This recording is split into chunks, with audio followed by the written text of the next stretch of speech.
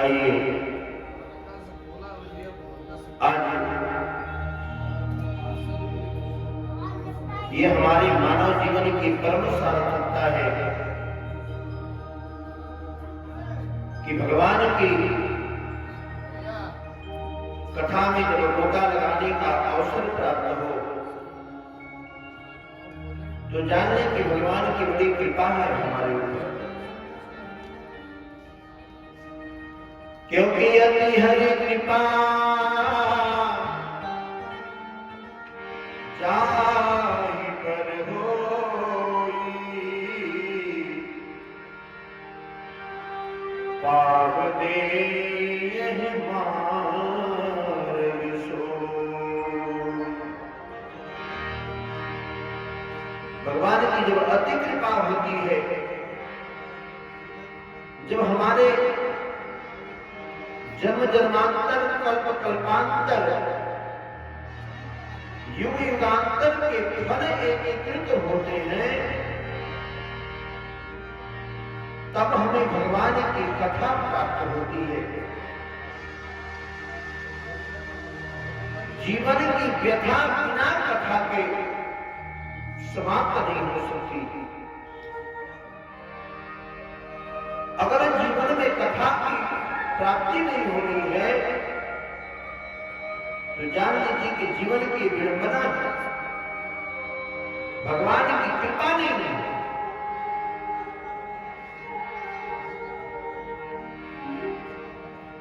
ऐसे ही भगवान के परम लाडले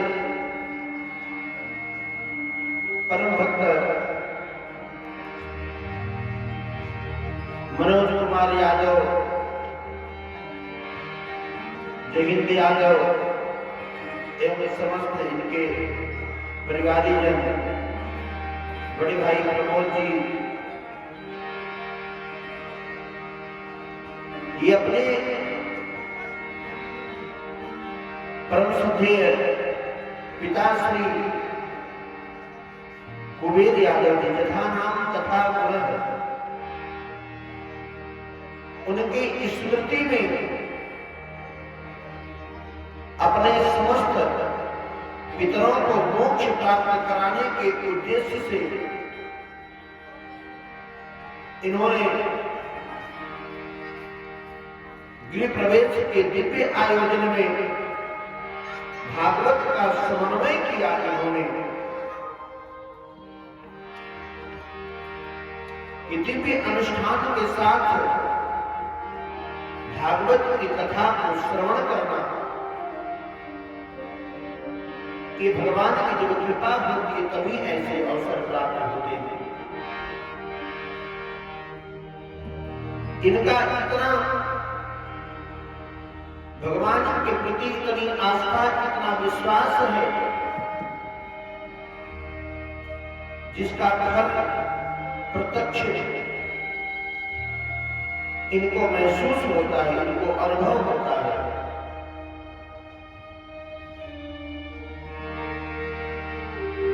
और ये दुनिया है, दुनिया व्याख्यान की दुनिया जो कि ये दो से बनती है। सुख है, दुख है, दिन है, रात है, शत्रु है, मित्र है। ये जीवन के दो अंग है, दुनिया दो से बनती है, अकेले नहीं चलती दुनिया। जीवन में अगर मित्र है तो शत्रु भी है, दुख है तो सुख भी है।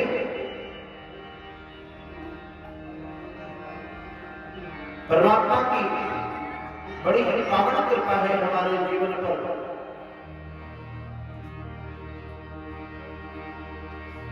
ठाकुर जी ने ये मानव तन देकर के भेजा है,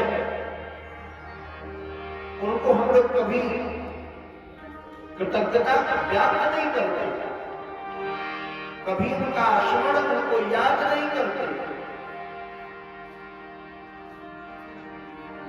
इस भौतिक युग में इतनी भौतिकता हमारे सर पे चढ़ गई है कि आज स्वच्छता अभियान के माध्यम से हम बाह्य स्वच्छता को कर ले रहे हैं, बाहर की सफाई हम अभियान के माध्यम से कर रहे हैं, लेकिन क्या कभी हमने चिंतन किया कि अंतःकरण की स्वच्छता कैसे होगी? हमारे अंदर की जो गंदगी है वो कैसे स्वच्छ होगी? तो निवेदन करें कि बाह्य स्वच्छता के लिए तो अभियान से जुड़ना पड़ रहा है, लेकिन अंतःकरण की स्वच्छता के लिए तो राम से जुड़ना पड़ेगा। जब राम से जुड़ेंगे तब हमारा अंतःकरण स्वच्छ होगा, उसके पहले नहीं होगा।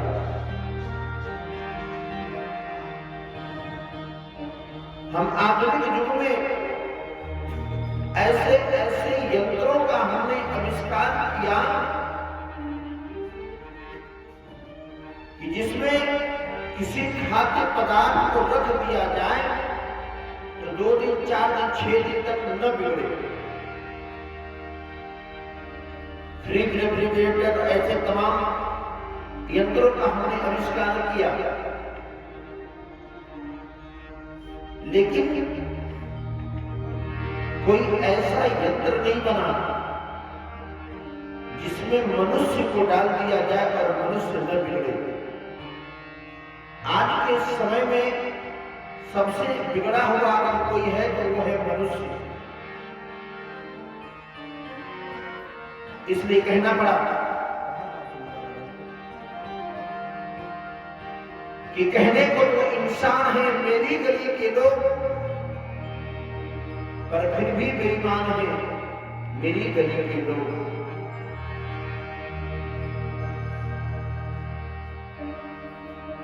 आज हम जितना अपने दुख से दुखी नहीं है, उससे ज्यादा सामने वाले के सुख से दुखी है। समस्या हमें अपने दुख की नहीं, सामने वाले के सुख की है कि वो व्यक्ति सुखी क्यों है। अरे चिंतन करो भैया कि हम दुखी क्यों हैं, अपने दुख का निवारण करो।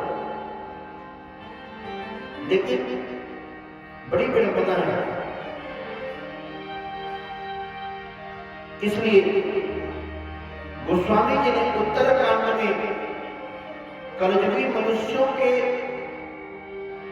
लक्षण को बड़ी ही सूक्ष्मता से निर्देशित कर रहे हैं कि काहो की जो सुनहि बड़ा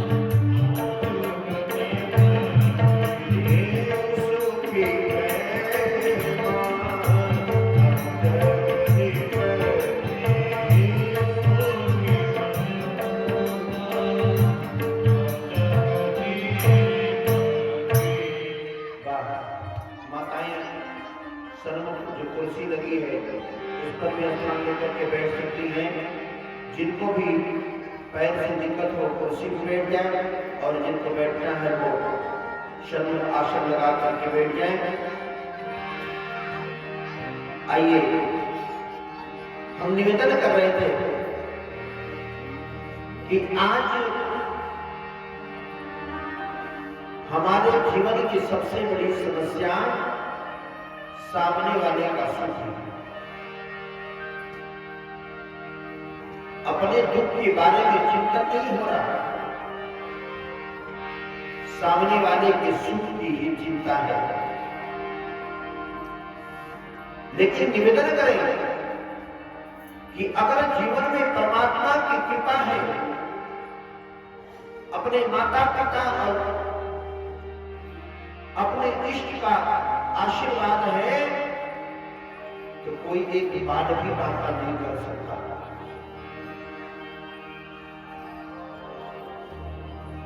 ये स्पष्ट भाव श्रवण कर ले। क्योंकि बैरी बपुराता करे जब हरि बचावनिहार, बैरी बपुराता करे जब हरि बचावनिहार, बैरी के तो हाथ है हरि के हाथ बजा। जब परमात्मा अनंत स्वरूप में बचाने के लिए तैयार है, तो ये दो हाथों वाला मनुष्य क्या कर सकता है जी? हाँ, थोड़े देर के लिए परेशान कर सकता है, लेकिन पराजित नहीं कर सकता। अगर परमात्मा की कृपा है हमारे ऊपर, तो एक बात भी बाका नहीं कर सकता। आइए साधुवाद। इसलिए निवेदन करते हैं, किसी संत ने बड़ा ही सुंदर भाव निवेदन किया।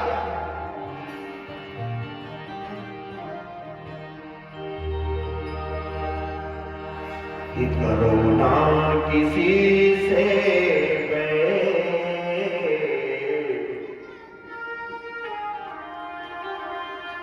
सभी लोग विशेष रूप से ध्यान से श्रवण करेंगे। अरे भैया, जब हम प्रथम पाठशाला में पढ़ने के लिए जाते हैं, तभी से हमको पढ़ाया जाने लगता है कि छल कपट द्वेष पाखंड झूठ अन्याय से निश्चित दूर रहे। लेकिन होता है क्या? जैसे जैसे हमारे शरीर की आकृति बढ़ती है, वैसे वैसे हमारे अंदर का झूठ अहंकार द्वेष पाखंड ये सभी भी बढ़ने लगता है। क्या आवश्यकता है? ठाकुर जी ने ये मानव शरीर देकर के भेजा है, तो इसकी सार्थकता करो भैया। गोस्वामी जी ने लिखा कि बड़ी भाग मानुष तन पावा। उन्होंने और भी किसी चीज के लिए धन्यता नहीं किया। लिख सकते थे बड़े भाग शुकर तन पावा, बड़े भाग बधा तन पावा, लेकिन उन्होंने लिखा केवल कि बड़े भाग मानुष तन पावा। लेकिन सबसे ज्यादा विडंबना मनुष्य के अंदर ही हो गई है। ये बहुत कष्ट का विषय है। क्यों किसी से द्वेष, क्यों किसी से ईर्ष्या, क्या हो सकता है? इसलिए इस संत ने निवेदन किया कि करो ना किसी से बैर, सभी है सहोदर साथ, क्योंकि जीवन तो दिन का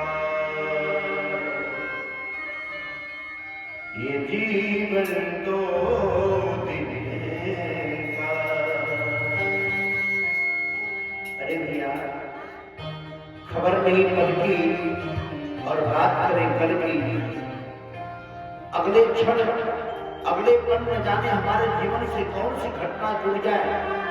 रोज हम देख रहे हैं, लेकिन फिर भी तमाम विडंबनाएं हमारे साथ जुड़ी हैं। क्या हो सकता है?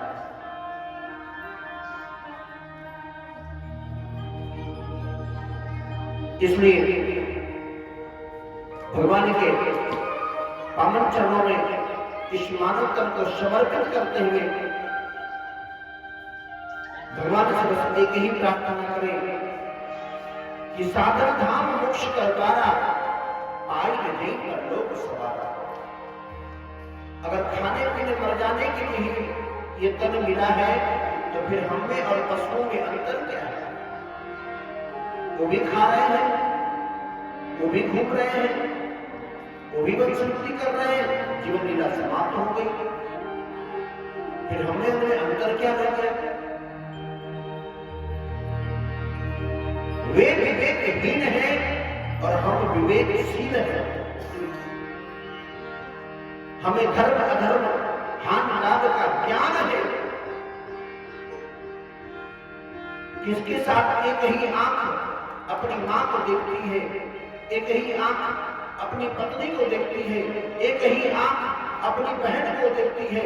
इसके बीच में जो भिन्न भिन्न रूप में पर्दे के रूप में खड़ा हो जाए, वही तो ज्ञान है, वही तो धर्म है। ये पशुओं में नहीं है। इसलिए गोस्वामी जी ने लिखा कि बड़े भाग्य मानुष करता। इस बात को कह देना और सुन करके विस्मृत कर देना, भूल जाना, ये अलग बात है। लेकिन इस पर चिंतन अगर होगा तब परमात्मा से नेह लगेगी। और ये इसका ज्ञान कब होगा? जब हम सत्संग में जाएंगे, संतों के संग में जाएंगे, जब गुरु के शरण में जाएंगे, तब इसका ज्ञान होगा हमको। क्योंकि बिन गुरु होई की ज्ञान, ज्ञान के होई विराग बिनु, गावहि वेद पुराण, सुख की लहे हरि भगति बिनु। इसलिए अगर हमने मानव तन पाया है तो हमारे जीवन का ये प्रयास है कि कभी भी मेरे कारण कोई दुखी न होने पाए। इसलिए सभी लोग अपने मन की अभिलाषा को भगवान के चरणों में समर्पित करें। हाथ जोड़ करके सभी लोग मेरे साथ बोलेंगे कि सुखी रहे संसार सब, दुखिया रहे न को, यह अभिलाषा हम सबकी पूरी हो, यह अभिलाषा हम सबकी पूरी हो। सुखी रहे संसार सब, दुखिया रहे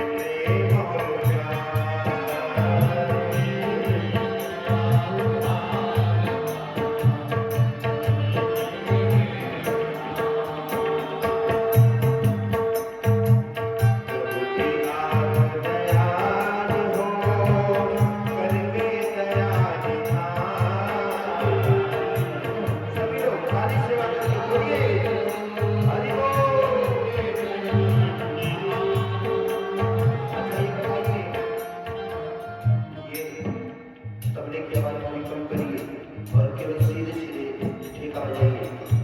आप लोगों तक मेरी आवाज जा रही है, समझ में आ रही है बात?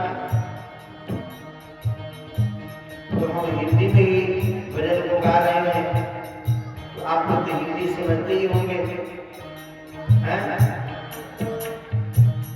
और भगवान की कथा में ताली सेवा करने का बहुत बड़ा फल है।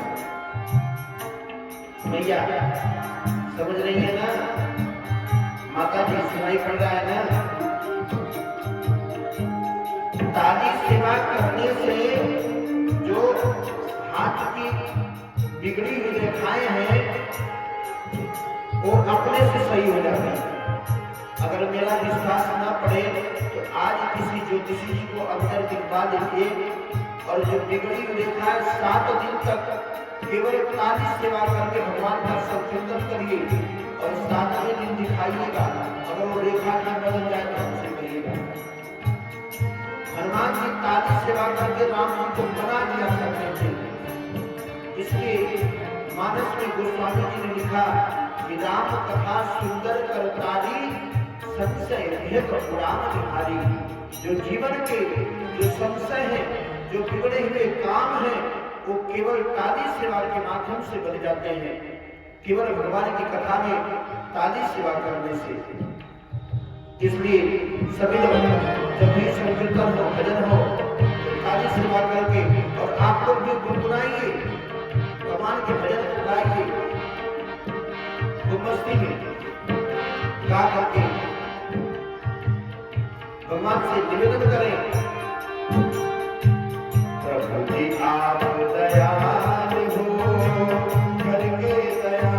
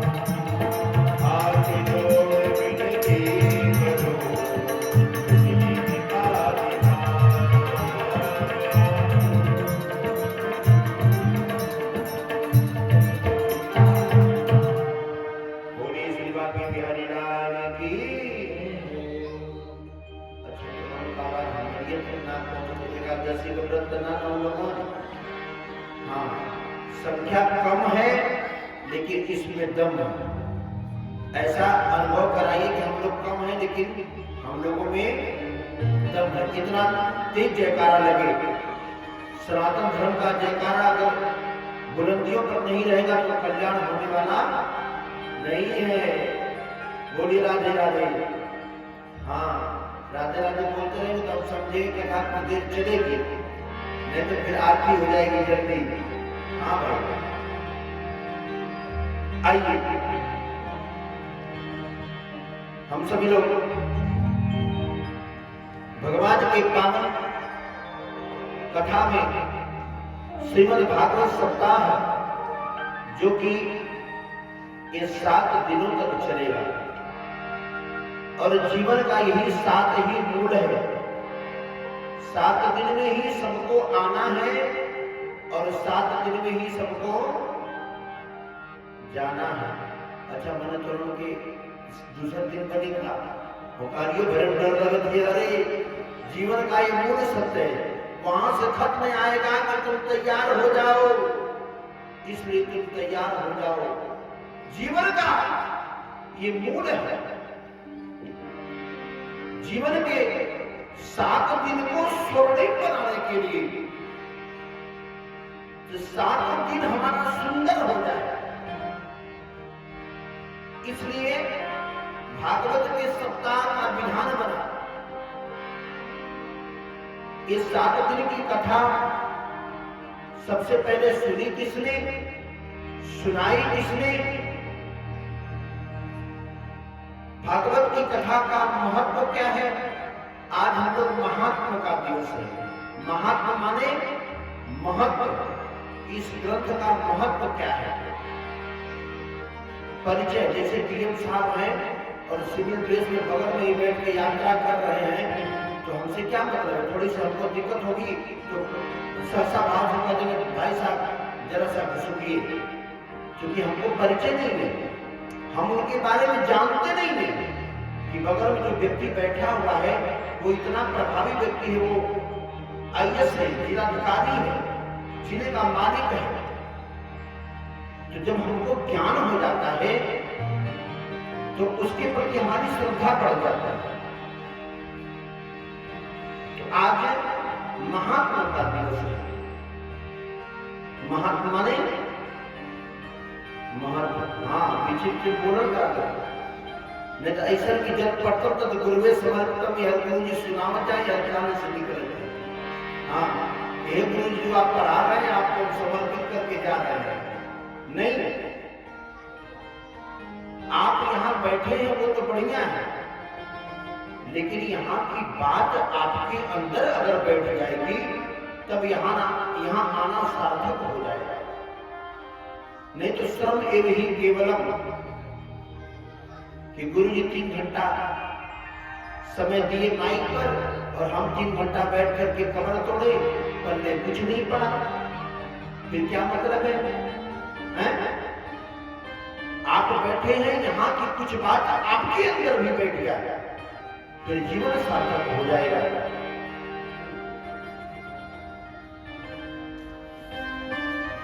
हम अपने जीवन को सुंदर करने के लिए अपने पितरों के निमित्त भागवत का इतना महत्व है कि आगे हम श्रवण करेंगे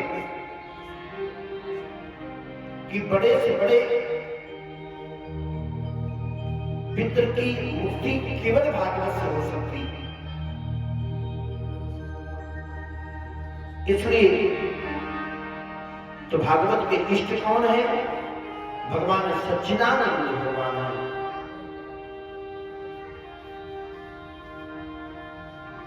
इसलिए निवेदन करते हैं कि सच्चिदानंद रूपाय विश्वोत्पत्त्यादिहेतवे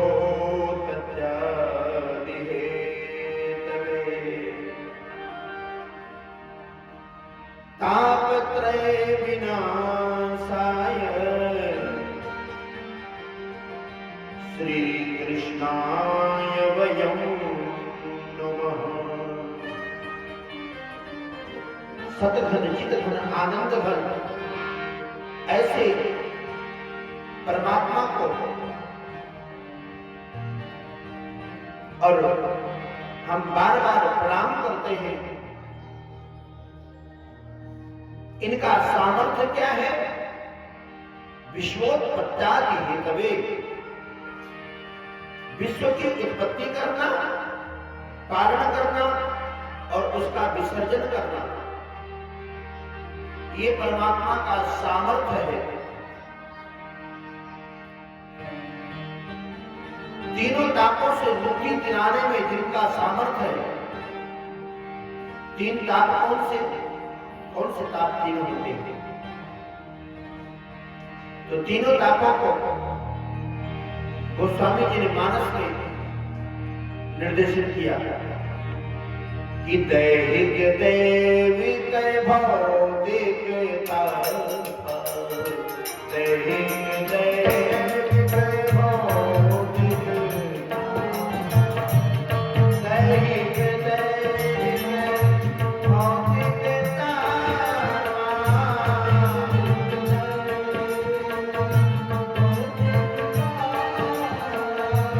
दैहिक दैविक भौतिक ताप।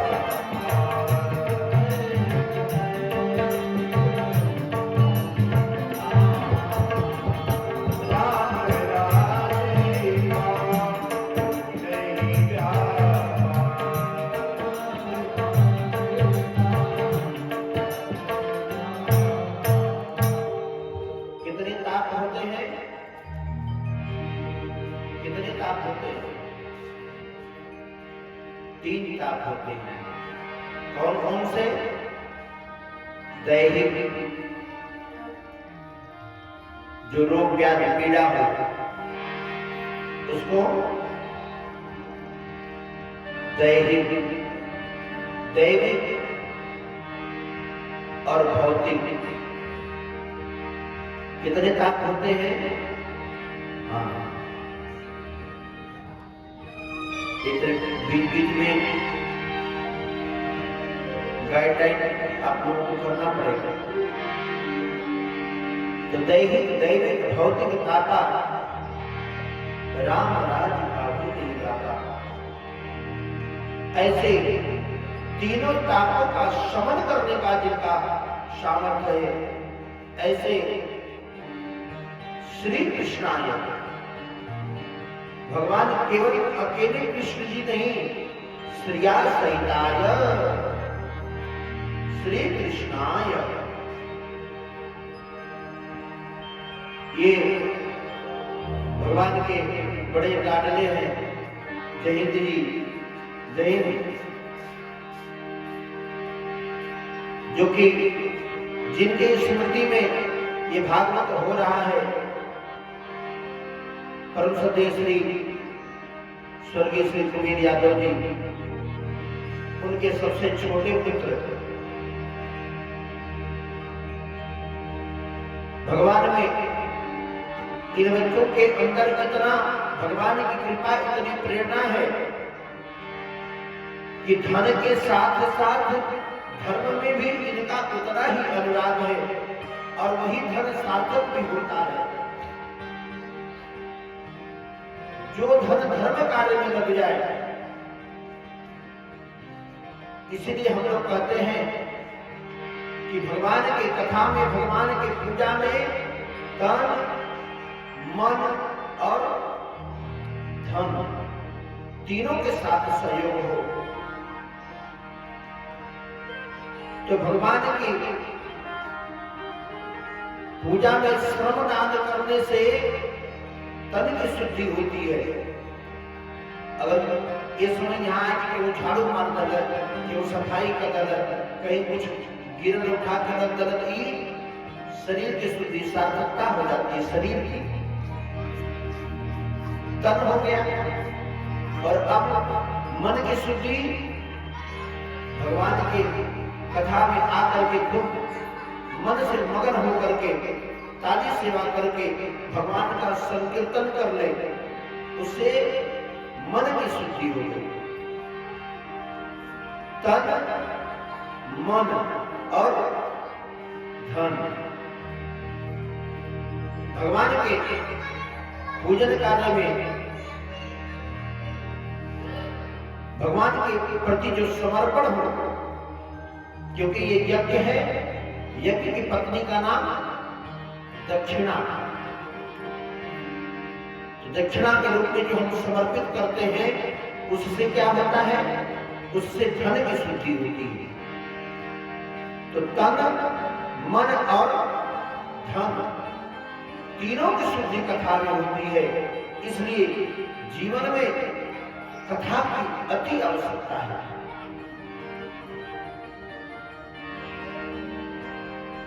हम लोग ऐसे भगवान श्री कृष्णाय वयं नमः, ऐसे भगवान श्री कृष्ण को बार बार प्रणाम करते हैं।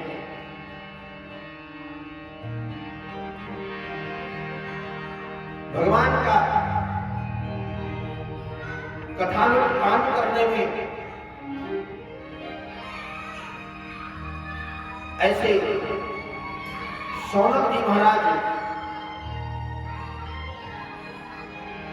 88,000 ऋषियों के साथ नैमिषारण्य में पावन भूमि में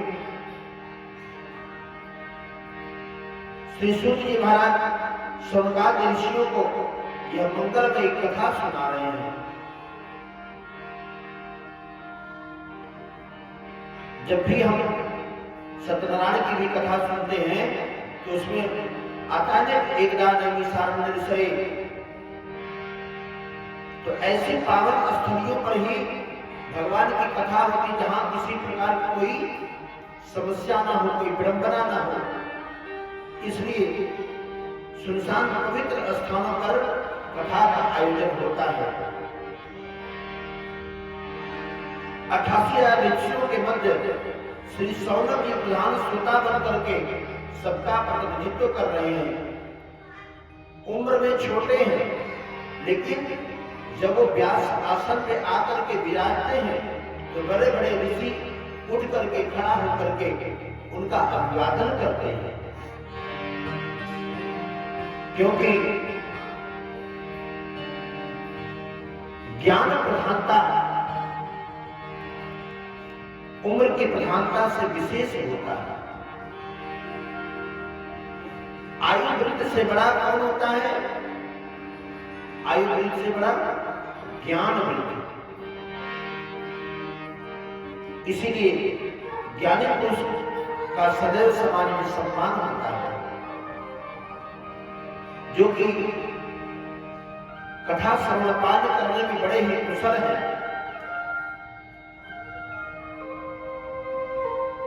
और सौनक जी सूत जी को नमन करके उनसे प्रश्न करते हैं कि हे प्रभु, आपके अंदर इतना ज्ञान है, आपका ज्ञान सैकड़ों सूर्य के समान है, इसलिए आप अपने ज्ञान के प्रभाव से हमारे अंदर के जो अज्ञान रूपी अंधकार है उनको दूर करिए। अज्ञान धात विध्वंस कोटि सूर्य समप्रभ सूताख्यायी कथा सारो मम कर्ण रसायन। कहते हैं प्रभु, इतनी प्रिय कथा, इतनी कर्ण प्रिय कथा सुनाइए कि जो हमारे कर्ण कोहरों को आह्लादित कर दे।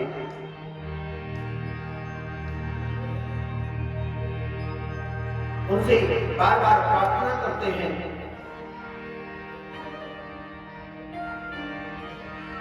कहते कि जो पवित्र को भी पवित्र कर दे और भगवत प्राप्ति का सर्वोत्तम साधन हो। हे प्रभु, आज ऐसा कौन सा कार्य किया जाए जिससे माया मोह का निवारण हो जाए। अब घोर कलिकाल आ गया है, जिससे लोगों की आसुरी प्रवृत्ति बढ़ गई है। व्यक्ति कहते हैं कि व्यक्ति के अंदर के जो प्रवृत्ति है वो जिस तरह की प्रवृत्ति हो जाती है उसी तरह का संबोधन उस व्यक्ति के साथ होने लगता है। हमारे बीच में राम जी के भी वंश के हैं, हमारे बीच में रावण के भी वंश के हैं, तो इसका अंतर कैसे होगा कि कौन राम के वंश का है और कौन रावण के वंश का है। तो राम जी क्या करते थे कि प्रातःकाल उठ के रघुनाथा मातु पिता गुरु नावै माथा। अच्छा, यहाँ पे कितने लोग सुबह उठ के माता पिता को प्रणाम करते हैं?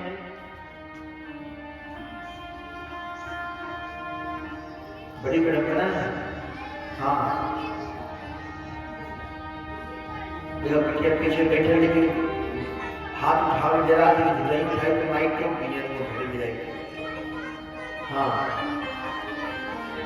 तो राम जी सुबह उठ करके सबसे पहले माता पिता गुरु को प्रणाम करते थे, चरण छू करके, चरण स्पर्श करके उनको प्रणाम करते थे।